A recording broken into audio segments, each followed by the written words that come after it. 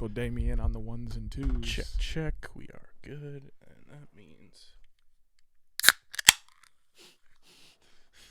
that is one of the most satisfying sounds. Man, so we lit. Not a sponsor, but shout out Dr. Pepper. Maybe they should be a sponsor. Shoot. Where do I sign? What dotted line do I have to sign for Dr. Pepper to be on board with us? Because the one produced by Pepper, who's a doctor. That would be incredible. Imagine if it really was some dude Pepper, like last name Pepper is a doctor. It's like, yeah, I really like pop, but like all them other ones suck. Make my own. Call it Dr. Pepper. It's so good. What's up, guys? It's KB. Make sure you subscribe to the Underground Sports Philadelphia YouTube channel. Click the bell icon down below so you don't miss a single video from us. And thanks for tuning in to another video from Underground Sports Philadelphia. Now let's get into it. Philadelphia, baby, you're going to love it. Best sports fans in the world. Actually, the worst, but that's what makes them the best. All right, we're not live, but hopefully by the time this video makes its way to the internet, it'll be on YouTube. Hopefully it'll be in your ears at a prompt time. But what is going on, everybody? Welcome into episode number 540 of Underground Sports Philadelphia. It's KB and Matt coming at you from Underground Studios.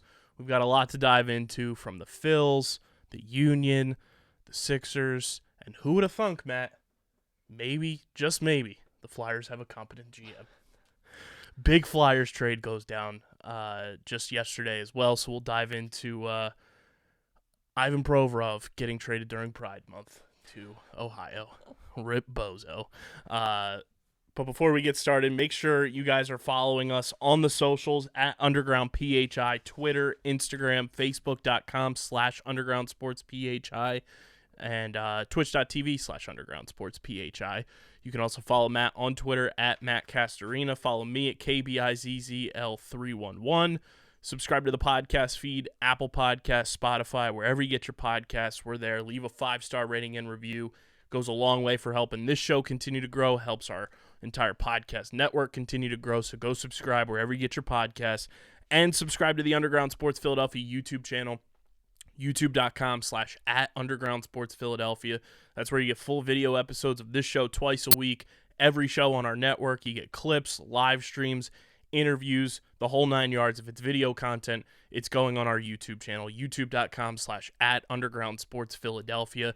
We're at 510 subscribers right now, looking to get to 600 before the end of June. So let's get those numbies up and go subscribe to the YouTube channel. And, of course, this podcast is presented by the City of Vineland, and the City of Vineland Municipal Calendar features city-organized, city-sponsored, and city-affiliated events that are of public interest. The calendar, which is accessible at vinelandcity.org, is a good way for residents and visitors to build awareness, remain engaged with city government, and participate in local events. You can also follow the City of Vineland on social media via their Facebook, Instagram, LinkedIn, and YouTube pages. Through these tools, you can stay connected to the community and get important announcements about programs and services offered by the city. Vineland, New Jersey, where it's always growing season. There we go. What's going on, Matt? I am living the dream. We don't have Phillies baseball tonight, as What a blessing. every reporter says they have been smoked out, as the air quality is less than ideal. It looks like Matt Reeves, the Batman, outside, up and down the Northeast, due to the wildfires occurring in Canada, and oddly enough, a bunch of wildfires in South Jersey as well going on. Just Normal. it's the end of the world as we know it. Normal behavior. But the Phils have taken 2 out of 3 from the Tigers so far. They've won 4 straight, and they win their first 1-0 game on a leadoff home run yesterday, being Tuesday, since Jimmy Rollins did it back in 2012. First hit of the game, Kyle Schwarber goes yard, and that's all the Phillies needed. Beating up on a bad team is what they need to do. This Tigers series is going to be a good remedy for them, as we mentioned, and now I believe 59% of their games going into this Tigers series and after the All-Star break are at home, where the Phillies are a much better baseball team for whatever reason than they are on the road. But hopefully this home cooking continues for the Phillies and they start to find their stride. Trey Turner also said to reporters today that Kevin Long found something in his swing and they made adjustments, and that's maybe why we've seen progress from Trey Turner and looking more like his World Baseball Classic self. That would be nice. Taijuan Walker last night too. Phenomenal. Again, it's Detroit, but listen, any good outing where you can fill him with some confidence is good. But he looked very good last night, very comfortable. He went 7 innings, which is 7 innings, not been typical of him at all. So it was a good. It's been a good sort of medicine the last few games, just kind of easing you through the pain of that Mets series, which was very tough on the eyes and tough on the stomach. So. Listen, it's nice to, you kind of breeze to that national series, feel good about that. And I don't know when this game gets made up exactly. Allegedly, it's tomorrow because I think tomorrow was an off day for the Dodgers to come into town this weekend. But is the air going to be any better? I don't know. It doesn't seem totally clear. Like, this is the tough thing. It's not like a rain delay. Like, yeah. This is saying tomorrow at 6:05 is the alleged. An ongoing issue. Yeah. And I don't think we're getting, like, any rain or anything that could, like, break. Because I think the problem, without straying too far out of my comfort zone into meteorology, but like with this is that cities are already like kind of domes for like retaining heat and smog already. And then when you add a bunch of like smog, so like I don't know, does this like stick around enough that they're able to play tomorrow? It doesn't seem totally clear to me. So if we're not able to, I don't know. We might only play 161 games this year because I don't know when you make this game up exactly. I guess if Detroit is on this side somehow, but like it just seems like a very hard game to try and make up. Yeah, I'm gonna look at Detroit's schedule while we ponder through here. It'll be a fun wrinkle to the season if we end up a game short. But maybe that's what punches our ticket. It'd be very Phillies way if we win by winning percentage into a wild card situation. So the Tigers in August have a 2-game series in Pittsburgh, August 1st and 2nd, with a travel day in between to go back to Detroit. So I wonder if that travel day, this is oddest circumstances possible. Are we at home though? That would be. That's also the other wrinkle. That is the opening for the Tigers being at least in somewhat close proximity to the Phillies.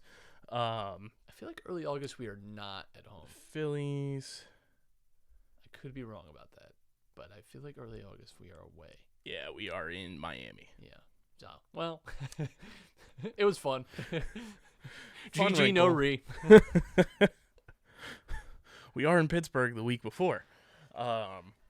Maybe it could just be whoever wins that series about like the bigger margin or like the better record against the Pirates. Maybe that would be the most fair way to do it. I don't know. I also loved Rob Thompson's confidence tonight. He was like, "Yeah, we're playing." There was a Gabe Kapler-esque kind of assertion, like, "Yeah, all right." Meanwhile, he said, "If you're outside for 24 hours in New York in these conditions, it's the equivalent of smoking 6 cigarettes." I mean, it's genuinely no joke. Like, I work primarily outside and like felt it today. That's for sure. So, it is a wild experience. And it's cool, because we just keep getting these once in a lifetime. All before events. we're 30. It's just so cool. I was talking to my wife because there's like this whistleblower. Listen, as a youth, I was very into conspiracy theory stuff. Still kind of am, but and aliens. And there's this guy, this whistleblower, talking about how the government has actually like collected unidentified objects and parts of them over the course of like 80, 90 years. And I just thought it was so funny. This is another thing that's going to like break during our lifetimes. Like, yeah, by the way, we have like 100% have had contact with aliens and like taken their spaceships and like reverse engineered it. Like that's how we are. That's how we got the iPhone was like from. So that's cool. It's just added to the list. That's where the 5G came from. That is where the 5G came. Maybe all the conspiracy theorists were not totally wrong about everything. We'll see. That begs the question: which representatives from Philadelphia sports are we sending to meet the aliens? I think you have to meet someone that represents what humanity most looks like. So that leaves out every Sixer because no one is like 6'7", like 240. You know, like that is just not. They're extreme athletic outliers. Sorry. They also have to be like affable and like nice and respectful. I think you also have to cut out a few of the football players too, because like again, not the body type that is representative of most human beings. So Britt and Covey. Yeah, we're exactly. Jake Elliott. We're gonna send Jordan Davis to meet. So it probably has to be, someone on the Flyers, Phillies, Union type of. It's a shame we just traded Provorov. Yeah. Well, we want them to come back. This is not a. It might have been against trade. His religion. Yeah. Don't want it to be necessarily a one-way trade. I would go for Bedoya from the Union. Seems like a nice guy. Seems like I would trust him in a diplomatic situation like that. So I would.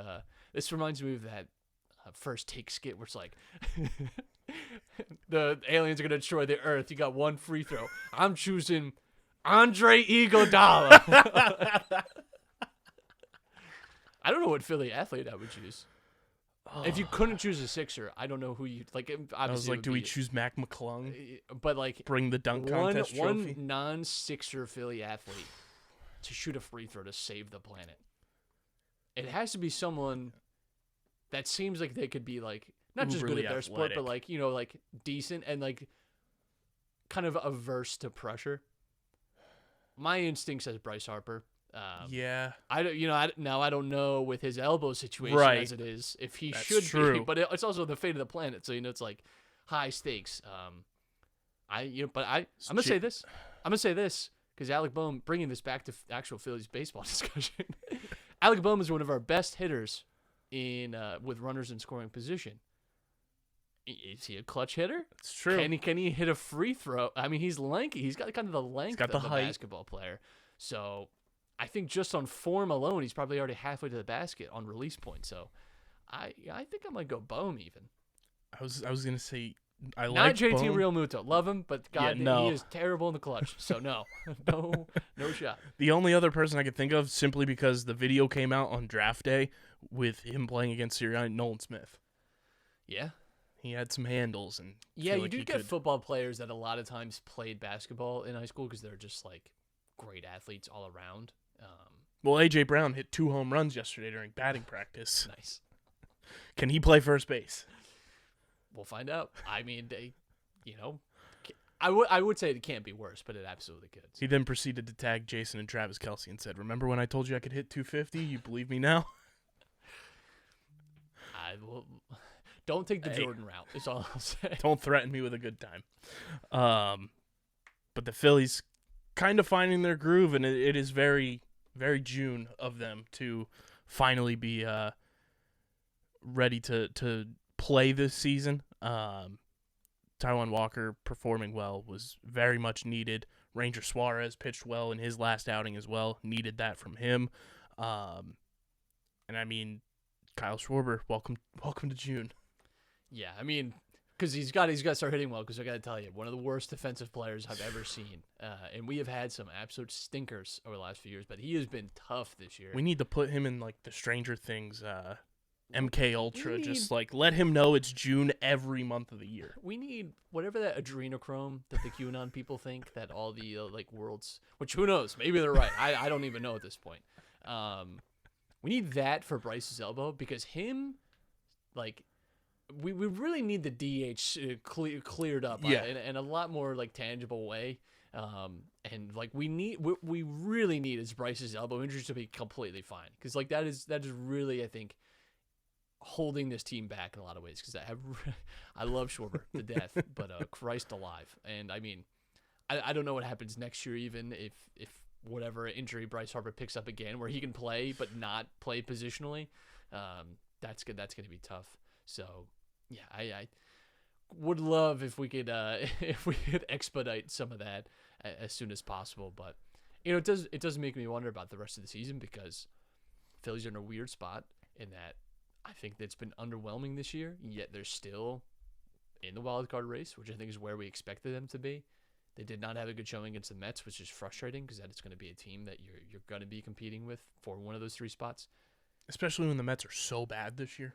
Right, but I mean, I just think maybe we just won't ever be good against the Mets. I don't know, but it's going to be interesting to see what we do with the trade deadline because certainly you could make the case that the Phillies should be looking at a rotational pitcher. Mm-hmm. Guess what? So like 17 other teams. Mm-hmm.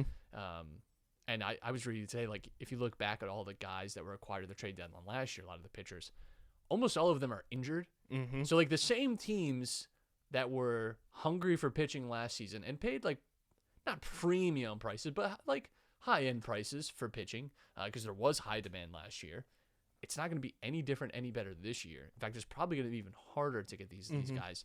And I don't know what the Phillies do because the Phillies could also really use probably like another bench bat. They could probably get like someone in the outfield if you could find even someone at first. Like there's still like I think some holes to plug here for the Phillies. I don't know how they approach that trade deadline. I don't know what they're considering, what they're thinking about going into that. So that's a huge curiosity for me as the season kind of rolls along now.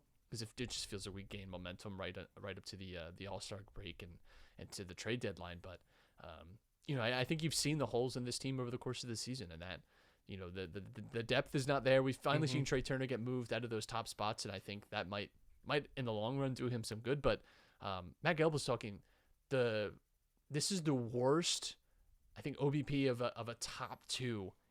It's like the 8th worst in MLB history. Yeah, it is brutal. Like. I think Bryce Harper he's only had out of like 120 something at bats. He's only had runners in scoring position on like 30 of those. I mean, that's crazy. Like it's just, and this is a guy that you want, and can put you in some really dangerous position. Like, and he's not been capable of doing that. And yet still the offense has been pretty good. So like that to me, that sounds, I guess, more negative, but that to me makes me feel positive that I don't think these guys have dropped off a cliff. I have to believe that there's like something they're going to figure out over the course of the year. And this offense has still been pretty good. Like this has been largely an above average offense in pretty much every respect. So if you can figure some of those things out, if you get some proper hitting in the 1 and 2 spot, I think you're in a much better position and a really strong position. And the pitching is just, I think, what it's going to be. I don't know. I really don't know that you make a tangible upgrade at the trade deadline. Maybe you get like a Syndergaard-esque type of acquisition where it's a guy that just sort of gets you to like the finish line, but is not going to be overwhelmingly impressive. He's just a body, and that's probably realistically what the Phillies need. But I do think there's room for positivity. There's room for negativity too. I think you got to spin this Philly season either way, and I don't think you'd necessarily be wrong either. And I mean, DJ and I brought this up on the latest episode that came out earlier this week. Would you take a shot on a Zach Plesac? Obviously, he's kind of fallen way off from his 2020 campaign, but I think you could do worse. I mean, we have done worse this year. Yeah, I think you can't really say no to anything if you're the Phillies. Yeah. I really think you're not really giving up anything because you got DFA'd. You're not in a position to be picky, and the Phillies have like been fine with like trying guys, so far this year. Like they've picked up guys that in the offseason that were just like AAA guys that are now coming up and hitting for you, right? Like we're seeing that, and I don't think they're really in a position to be picky. I don't think they're in a position to kind of turn their nose up at anything. Like I think if they find that this guy could bring them value, like I totally think it's worth giving a shot. And they've given guys chances this year. Like they really have. Like you put Dylan Covey on Sunday Night Baseball, right? Like I'm still getting like Nick Cave propaganda. So yeah, I think the Phillies are at least willing to experiment, and so I think again, that's a positive in my mind that they're not willing to like completely leave out what other teams, what other management systems have deemed to be like irredeemable or guys not worth investing in. They've at least been like kicking the tires on some guys, and that's fair. I don't mind that at all. Yeah, I would take a chance on Plesac now, and then trade deadline rolls around. Obviously, we're on White Sox watch. I think a lot of people as well on Twitter are on Marcus Stroman watch because the Cubs are kind of, starting to come back down to earth and faltering to a point where a lot of people viewed them this season. And Stroman's been having such a phenomenal bounce back year this year you want to talk about a guy that would fit in with Philadelphia, it's Marcus Stroman. So I mean, I think he's another guy to kind of just bookmark. We're just on a quest to rebuild the Mets pitching. Get 3 out of 5 and just roll with it. Hey, DeGrom, he's a season ender, so maybe. I saw a fascinating comparison. Before we keep going, it's brought to you by our friends over at PHI Apparel Company, our exclusive merch partners. They're running a sale right now through Father's Day. I believe the code is PHI June for 15% off all through Father's Day for merch. That includes our merch as well. But PHI Apparel Company provides unique designs and high-quality clothing for the great fans of Philly and our podcast network with their original designs for all. There's no doubt you'll stand out in the crowd. It's the most effective and direct way to support everything we do here, especially when you buy our podcast merch, from Underground Sports Philadelphia to Top Binge, Streamer Season, Outside the Box, Get in the Hole, and we're working on getting Underground F1 merch up as well. Our listeners can use promo code UNDERGROUND for 10% off any apparel when you shop online at phiapparel.co. That's phiapparel.co, code UNDERGROUND for 10% off any and all orders. We've talked about this a ton with DeGrom on this show, where it's like, when did he get anointed like this holier-than-thou, greatest pitcher alive type of player?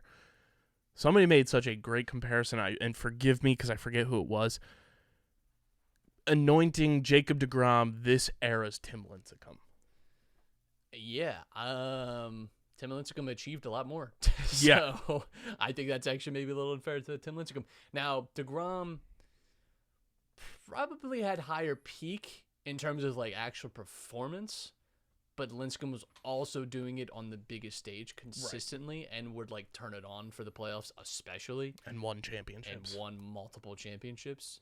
Now that's not necessarily DeGrom's fault, but I mean, there's definitely similarities, in that they've sort of turned into glass cannons, where it's like, yeah, the talent is undeniable, but can't trust him anymore. And I think if you put them side by side, like just from career accomplishments, if you had to lean one way or another to give like a Hall of Fame nod to, you have to give it to Lincecum. Yeah, anytime again you win multiple championships, it's hard to shy away from that. So that is a pretty good comparison. I think that's not totally. Now I'm thinking about Tim Lincecum. Now I'm thinking about the This Is Sports Center commercial with Tim Lincecum. This Big time would Timmy annoy me Jims. the most about the Giants, I think, is that they were also like very funny. Yes. And, like, because there was the beard one too. Big time Timmy Jim. Oh, Because when he finally gets it right, and I forget who it is, like walks past, like, "Hey Tim," and like, as he's like recording it. Man, those were peak. Those were great. Just some of the best.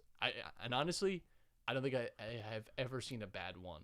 I think they're all very funny. So shout out to This Is Sports Center.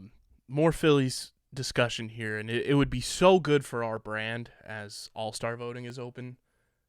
I don't think that, position player wise right now, Matt, obviously Alec Boehm is injured, and I think he was on his way to a potential All-Star campaign, especially since Rob Thompson's the manager for the All-Star game this year. Nicky C, man, he's working his way to being into this All-Star game one way or another. Yeah, he's and I'm saying this as a compliment. He's improved his defense. Mm-hmm. Now, that is because his regular season defense last year was atrocious, but he's actually, he's been like passable defensively this year, which is better than what we could say. Like, he is somewhere in between the Gold Glover that we saw in the playoffs. And he still made some of those Gold Glove plays this year. Right. So he's definitely, I think he's been a little more engaged defensively this year. And I think he's had a pretty good offensive season. Still chasing a little bit, but I think that's just his habit. But you look at his numbers. He's hitting 315. Yeah, I think he's one of these guys I think is a little deceptive because the frustrating moments are very frustrating. Like, but overall, there's like, I don't want to make the Tobias Harris comparison because that's like really unfair to both of them, but it's sort of like that. And it's like the moments that are bad, you're like, are you kidding? Like, it's so like glaringly offensive that you just get really mad, and that kind of sours your opinion on everything else. It's not quite that. It's not quite the same as Tobias because the contract is not nearly. And I think in those moments where Nick has those frustrating moments, he then next at bat comes up and makes up for it one way or another, whether it's, stretching a single into a double and adjusting there, or, gets on base, drives guys in. Like, you want to talk about somebody who's potentially a non-injured comeback player of the year candidate, it's Nick Castellanos. Yeah, definitely a big like boost from where he was last year. And it's something that this team is neat, because imagine if he's not like this, where the Phillies would be, it would be catastrophic to where they are now. Absolutely. So he's bounced back in a major way. Like, his OPS plus is 20 points higher above his career average. His OPS is 52 points higher than his career average. He's slugging 20 points higher than his career average. He's getting on base way more.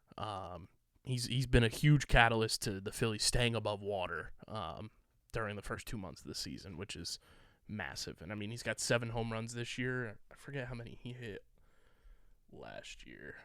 He hit 13 all of last year, so it's more than halfway to breaking those numbers, which is huge. Yeah. So let's do our part. Let's get Nick Castellanos in the All-Star game, especially because his mom tweeted that one of the Final 5 stadiums they've never been to is Seattle, and it would be special if it was for an All-Star game. So vote for Nick Castellanos, do your part, and support the podcast by doing it, because he's our guy and has been our guy since he was in Cincinnati. But let's take a look at the NL East run differential, Matt. It's brought to you by our friends over at Wasted Wedge, which, if you guys, you got to know about Wasted Wedge. We're going to tell you about a brand new way to drink shots with your friends and family when you're playing golf from our new friends at Wasted Wedge. They're going to change the way you enjoy celebrating drinking on and off the course. Think your traditional shot ski, throw it in the garbage. It's no longer needed, because Wasted Wedge, it's compactable, it's not as heavy as a shot ski, and it's a golf club. It's way cooler. It's plastic cups. They have extenders so you can make it longer for more people to enjoy with, and you can pretty much use any alcohol or any beverage you want, because it's easier to clean because you're using plastic cups, and it fits right in the side pocket of a golf bag. You can check out their full lineup of Wasted Wedges and merchandise at wastedwedge.com and find them on Instagram and Facebook. Be sure to follow them there as well, at Wasted Wedge. That's wastedwedge.com, and find them on Instagram and Facebook at Wasted Wedge. Remember the name, wastedwedge.com. The NL East run differential, still the Atlanta Braves, the only team in the positives right now, sitting at 36-24. They have surpassed the 300 runs scored mark this season. They are at a plus 65 run differential. The Miami Marlins, who somehow are 6 games above 500, 8-2 in their last 10. They are 34-28, Matt, with a negative 29 run differential, because that's the Marlins. That is the Marlins. The Mets, 30-31 on the season. They are sitting at a negative 14 run differential. The Phillies at 29-32 are sitting at a negative 30 run differential. And the stolen franchise Washington Nationals at 25-35, sitting at a negative 42 run differential, and they have surrendered 300 runs so far this season. And then the Minnesota Vikings of Major League Baseball this year, the Milwaukee Brewers, still in first place, 33-28, with a negative 20 run differential. No team in the NL Central has a positive run differential. They're either at 0, which is the last place St. Louis Cardinals, or they are all in the negatives, which is just stupid. So cool. And then the Dodgers and Diamondbacks sitting towards the top of the NL West. Diamondbacks in first place at plus 24, Dodgers at plus 54. The Rockies hold the title for worst run differential in the NL with negative 63. And then the Texas Rangers are just debunking, I think, everybody's fear of them being one of those, let's buy our team in free agency and they're going to collapse. No, they're 40-20 and have a plus 155 run differential for the best in all of baseball. Nice. Just unreal. The Tampa Bay Rays at plus 132. They're at 44-19 with the best record in baseball. Everybody in the AL East with a positive run differential. The Twins, the only team in the AL Central with a positive run differential, and they're 1 game above 500. And then the Oakland A's, who have given up a whopping 430 runs this year, a negative 200 run differential. I'd like to play the A's. Well, the Phillies do play the A's. but it is not until, I believe, July. I'd like to play them.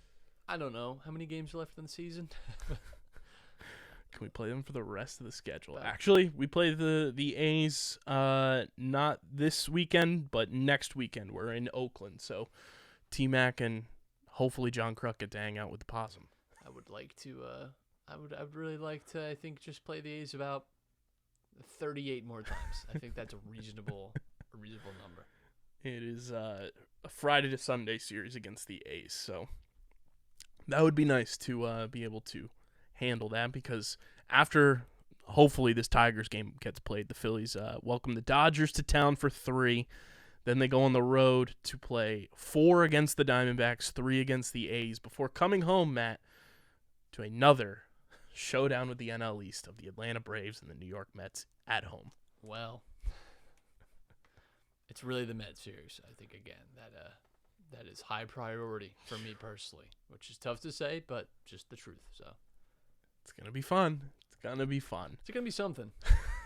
And then it will be a game and series. When is that? What dates are those? The Mets series is June 23rd to the 25th. Right. So it's a weekend series against the Mets. Nice. I'm sure it'll go great. Last bit of Phil's news too. Reese Hoskins back in the dugout, so the vibes are back, and apparently Jamie Hoskins is doing all she can to make sure that he keeps his beard. Well, I'm just saying, keep the adrenochrome hanging around for Bryce Henry. You know, like let's not get carried away here. He's no longer on crutches. Yeah. Said everything is progressing as expected, which is a good sign, and I think everybody can agree that when Reese Hoskins is around, the vibes are much, much better.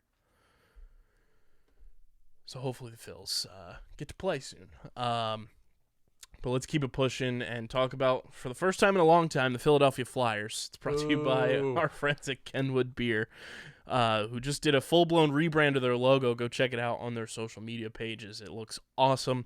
It's a refreshing light beer, 4.1% ABV, 127 calories, 10 grams of carbs. You guys can go to kenwoodbeer.com, use the Kenny tracker to see who has Kenwood on tap in the Philadelphia area. You can buy it at your local Philadelphia area liquor store, or in Eastern PA, you can find it at your local Whole Foods. Light body, light calories, plenty of flavor, the best light beer on the planet. Must be 21 or older to do so. And of course, please drink responsibly. And they are doing a giveaway on their Twitter right now. If you change your profile picture to one of their 4 new logos, they're giving away merch to 5 people who do so. So check that out if you want some Kenny merch. But the Flyers, Matt, on Tuesday, swung a big 3-team trade, sending Ivan Provorov to the Blue Jackets. Rip Bozo, he's gone. Him getting traded during Pride is just chef's kiss.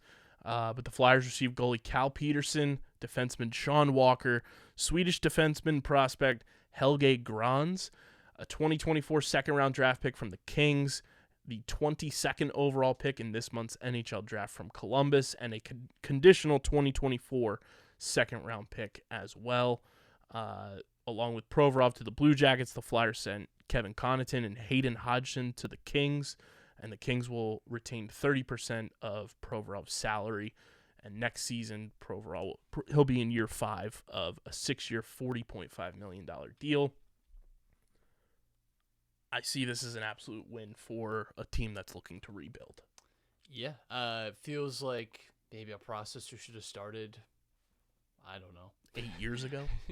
Yeah, kind of resetting and refocusing. That's certainly seems like what it's going to be like.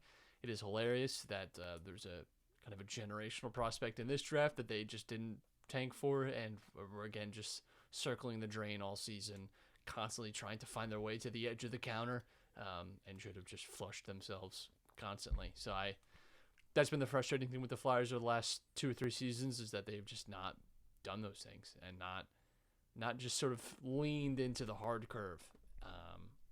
So maybe this is the start of that. I don't know, but just feels like maybe this was the draft that you should have really gone all in for. A lot of people that I spoke to that are kind of in tap with the Flyers, they just like the trade to get off of a guy that, you dump the money for the most part, and then you kind of swing. It's almost Phillies-esque from when the Phillies were going through their rebuild of you cast a net, you get some of these prospects and some of these younger players and just see what they can do for you because you're going to give them the opportunity to play because you're finally using the word rebuild. But it's nice to see that Danny Briere is not afraid to do something like this as a GM, and for him to like take a big swing like this in his first move as general manager, I think at least gives a positive sign to what could come from a rebuild. Yeah, I've always said Keith Jones. You get him into an advisor role, a senior special advisor, whatever it is. President of hockey operations. President of hockey operations. There it is. And he makes things happen. It is important, I think, to remember Chuck Fletcher is not around anymore. Yes. So that man did a lot of damage, and it was a foolish thing to have hired him in the first place. So I think I'm not like buying in on the Flyers again. No, certainly not. But I do think I can treat their transactions and how they build over the next few seasons a little differently than I would have. There's at least some intrigue. Like, all right, you know, like I will give you a cursory glance, whereas before I was completely ignoring you. I will side eye in your direction and see what you're up to. But for me, they're still the bastard child of Philadelphia sports. And I think the more that Danny Briere just takes like the crazy Harry TNT to this team and blows it up and like kind of rids this roster of the past, who knows how many years of just complacency and, you know, ill performing, the better it's going to be just moving forward. It's the same thing we kind of went through with the Sixers of just like, let's blow this whole thing up. The Phillies did the same thing, obviously not to the chagrin and the success that the Sixers had of getting a Joel Embiid, but who knows? That might be Alec Boehm. And, you know, at least when those two teams rebuilt, sure, you didn't get prospect after prospect after prospect, but the Sixers got a Joel Embiid. It put them in a position to make big trades and stuff like that to get superstars around him. The Phillies, it seems like they got Alec Boehm. They got Bryson Stott out of the rebuild there. Ranger Suarez is another piece. Aaron Nola was an early piece from that. And then you also put yourself in a position to go and sign stars. And baseball's obviously a little different because there's no salary cap, but the sooner the Flyers just blow this thing up, tear it down, and start fresh, it's going to be a lot more palpable, I think, to just your fan base and the people you're trying to bring back into the building to realize that this team is ready to like finally take that next step forward into the future. Yeah, but I also think it's going to be very hard to undo the damage that it has occurred over the last 4 or 5 years. I mean, the Flyers for my entire life were at least competent and regularly in the playoffs. Like I think them and the Eagles are the most consistent teams in my lifetime in that. Like they're pretty much always in and around the playoffs. Weren't necessarily always like your championship contending. But they definitely had good years where they were, you know, and both had been in Super Bowls or Stanley Cup Finals, things like that. But, yeah, they've really been mismanaged, and they've always had a pretty loyal fan base, at times to a fault. But you really, I think this past season especially, started to see that support wane. And, you know, you had, which I, again, just had never really seen in my lifetime, you know, entire takeovers from, like, rival teams in the building. And that had not been an occurrence, really. That you would see a lot at Flyers games. So they're going to have to do a lot to earn people's trust and money back. Like, you know, that's, I think, going to be the big thing. And then there was the rumor floating around, too, that allegedly they're at least answering the phone when it comes to Carter Hart. I don't know if that's the move you want to make, if that's something that, again, helps accelerate this rebuild, if Carter Hart's the answer, if he's not.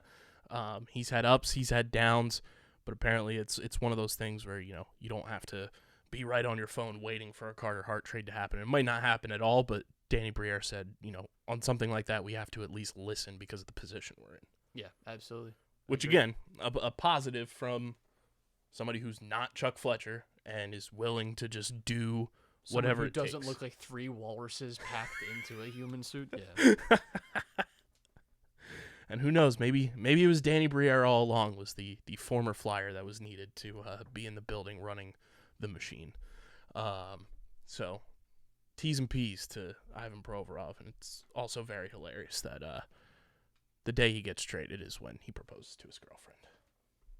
Say I love you. Enjoy Ohio. Hey, man. Columbus is second city to me, so That's fair. it's not so bad. Johnny Gaudreau's probably just like, what hell did I just put myself into? Well, he should be thinking about what hell he avoided. Yeah. In Philly, so. Should we talk about the Shams report? I am so tired of being on James Harden's Rock of Love, Flavor of Love, Bachelor, Bachelorette, Love is Blind, Love Island, all of it. A double shot at love with James Harden. Vanderpump Rules. I'm so tired of the reality TV show, Will He, Won't He? Disgusting. I've had to listen the last 4 months about how he's definitely going back to Houston, and all the noise about Houston. Now all of a sudden, I'm not sure.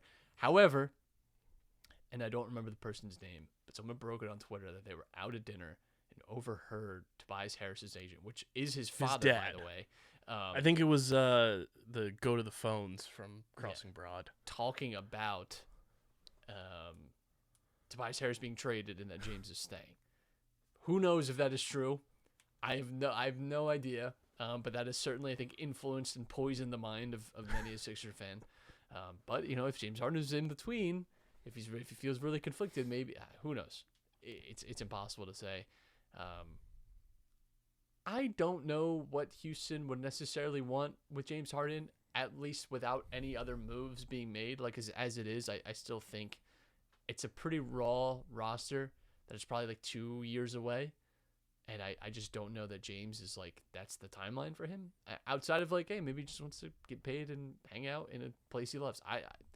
Doesn't make a whole lot of sense to me. I do think Houston, though, is like, they are thinking about gearing towards like they have to get fan buy-in again because the last few years have been tough for them ever since they've lost Harden. And I do think maybe there's a little bit of tiredness about losing and they want to push the button. Not everyone is building smart. That's the important thing to keep in mind as well.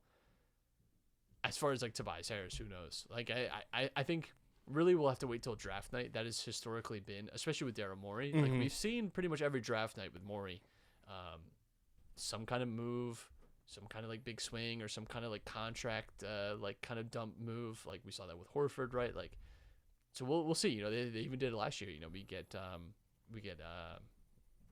Melton at the draft last year. So like.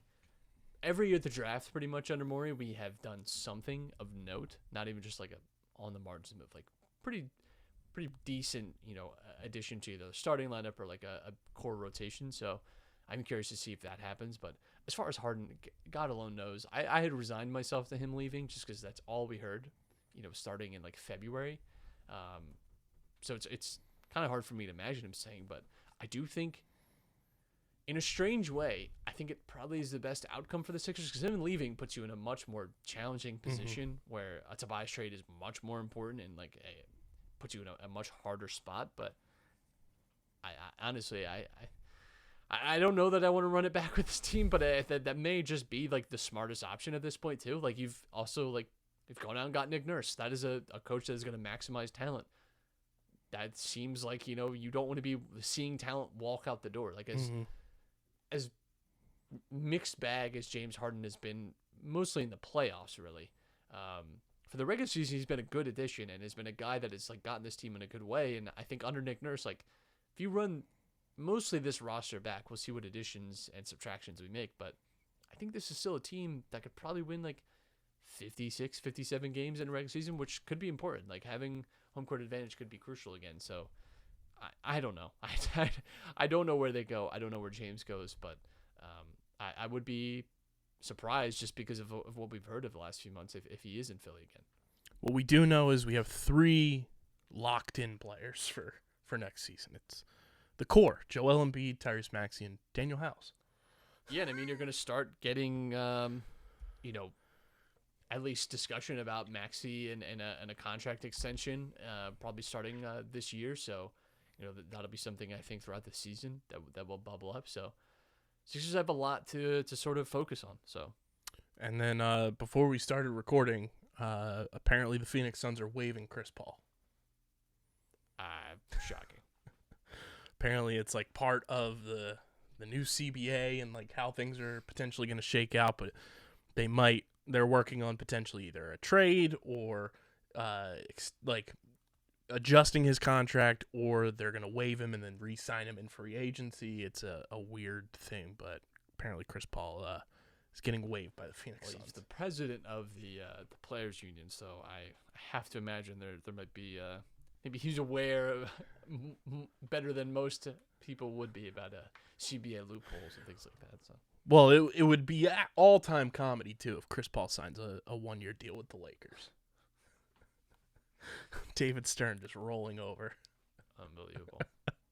That's he'll play with Anthony Davis and whatever the Dallas Mavericks send for LeBron James, apparently. So we'll see. Yeah, they're going to offer a floppy disk painted like the Earth.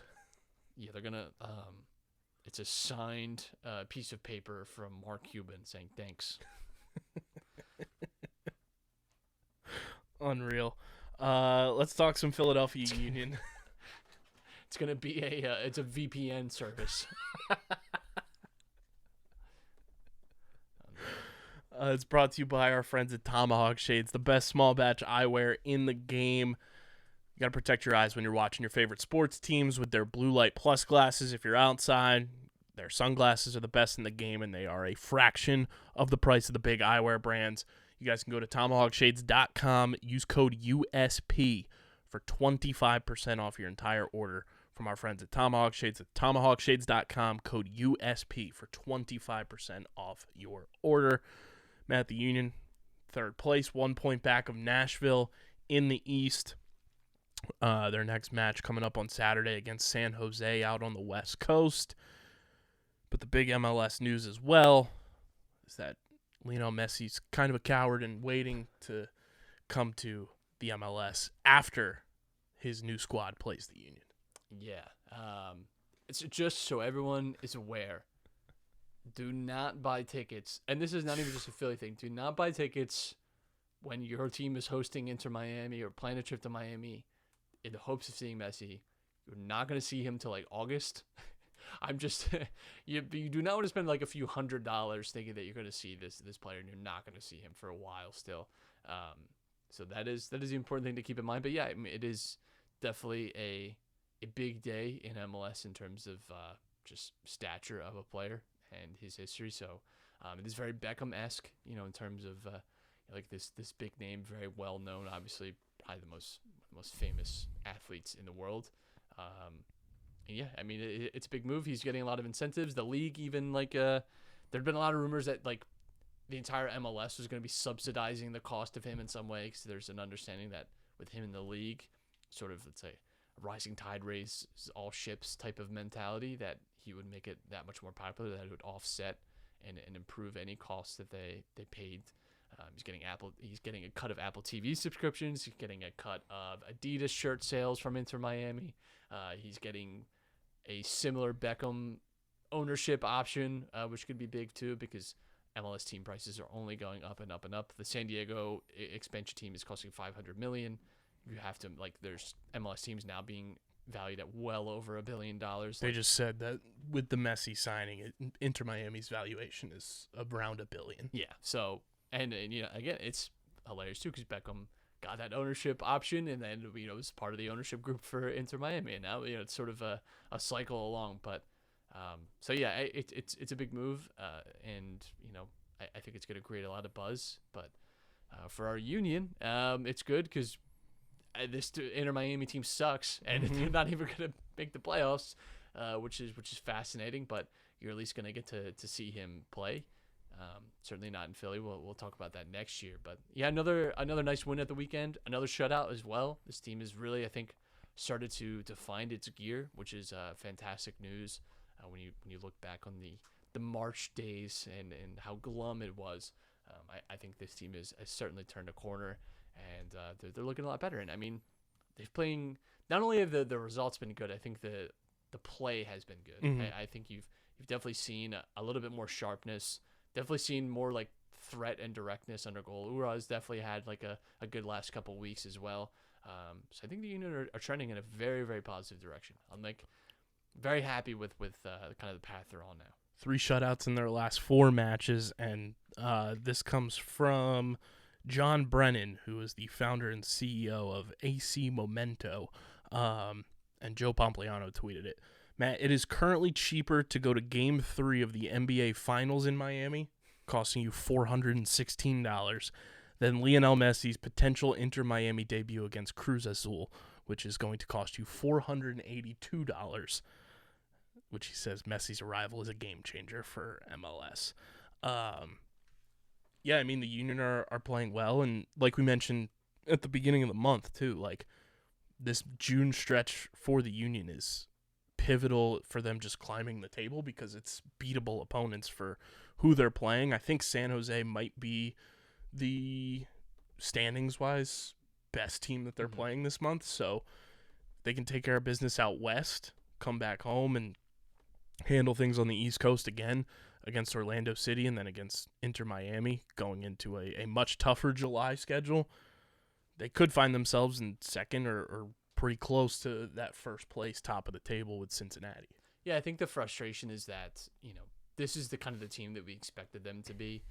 It's almost a little Phillies-esque, but they've turned it around in a much more clear way than the Phillies have so far. But it felt like this team could again kind of be in contention because they were last year, as well for the Supporter Shield. Feels like just based off their first month and a half that's just not going to be the case. That they kind of just put themselves in a little bit too much of a hole.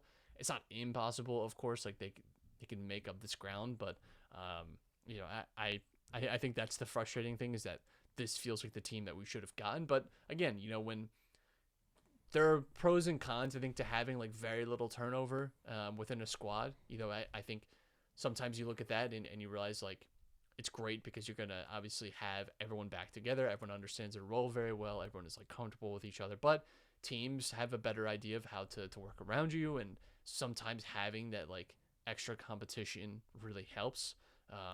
And I think it's taken the Union just a little bit of tweaking tactically and formation-wise to get to this point where they are now.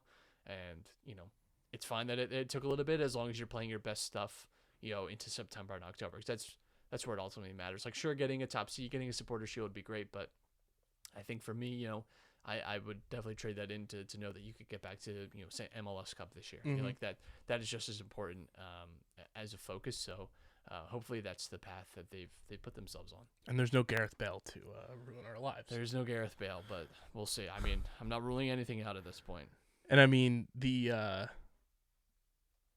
star of the past few matches has been Julian Carranza. He's been fantastic, and I think, having him here for a full season now, too, has been pivotal for just the way that this offense has been able to kind of diversify itself. Yeah, I got to say, it's going to be a pretty clear downgrade from Inter Miami, going from Carranza to Messi. I mean, I don't know. I think there's a discussion to be had. I think there's a dialogue to open. We are going to start a dialogue. We are going to start a dialogue. We brought this up on the last episode as well, but I got to get your take. The largest goal difference in a span of 20 home games in MLS history belongs to the Union. 61 goals scored, 11 goals conceded. I mean, it is a wild. That's unreal. It is a wild margin. I think that's maybe hard for people to fully digest, but that is a truly on both ends of that is honestly an insane mark. And so yeah, the home field advantage for Philadelphia is very real, it seems. Now a few of that were really big shellackings up to that, but still, not a common through line at all. You just don't see stats like that very often. Yeah, I mean, it's a testament to just the way the offense plays, and then just how fucking good Andre Blake is. Yeah, absolutely. Because he's the best, in my opinion, in the entire league. So, Union 1 point out of second place right now, and goals against wise, they're tied with Cincinnati for second fewest given up this season. Nashville's only given up 11 to lead the league, I think, at least the Eastern Conference. No, so LAFC's given up 10. But I mean, Union right there, and we talked about it too when it was going on, all the scheduling that they had going on between Champions League, U.S. Open Cup, and then obviously their MLS schedule. That was a lot, I think, for this team, and still being relatively young across the board. I think that can kind of weigh heavy on you just mentally, and kind of probably threw them off their game a little bit with their MLS schedule because there were other things that are overarching that I think if you break it down, you'd want to see them bring home a Champions League. You want to see them bring home a U.S. Open Cup, and I think that can weigh on players, mentally, and kind of makes you slip up in your MLS play. Absolutely. I think, again, we've talked about not being a coincidence that they've started to hit this run of form, when they've really whittled down the schedule to just MLS games, which is, again, frustrating because I think this team is good enough to be competing in multiple competitions, but it is a really hard thing to balance. So we'll see what happens with the Union this weekend. Be sure to follow us on the socials at Underground PHI, Twitter, Instagram, Facebook.com/UndergroundSportsPHI, Twitch.tv/UndergroundSportsPHI. Also, we announced this on the most recent episode. We talked about it on Get in the Hole as well. If you're going to be in Columbus, June 17th, we are doing a live Outside the Box podcast from the PLL weekend at Ohio State's Lacrosse Stadium, myself and DJ. It's 2 separate games. The games are being ticketed separately, so buy tickets for both games so you can stay in the stadium, stay in the Premier Zone, and you'll get to be there for the live podcast. The PLL is being gracious enough to give us space in the Premier Zone. So a live podcast from Ohio State's campus at the Lacrosse Stadium on June 17th. We will be putting more and more details out, but get your tickets. Just go to the PLL's website, buy tickets for both games. On the Saturday, specifically, if you want to come to the live podcast, it's free to come to the show. You just have to have tickets for the game to get in, so be sure to get those tickets because we want it to be as big as possible. Be sure to follow Matt on Twitter at Matt Castorina. Follow me at KBIZZL311. Subscribe to the podcast feed on Apple and Spotify.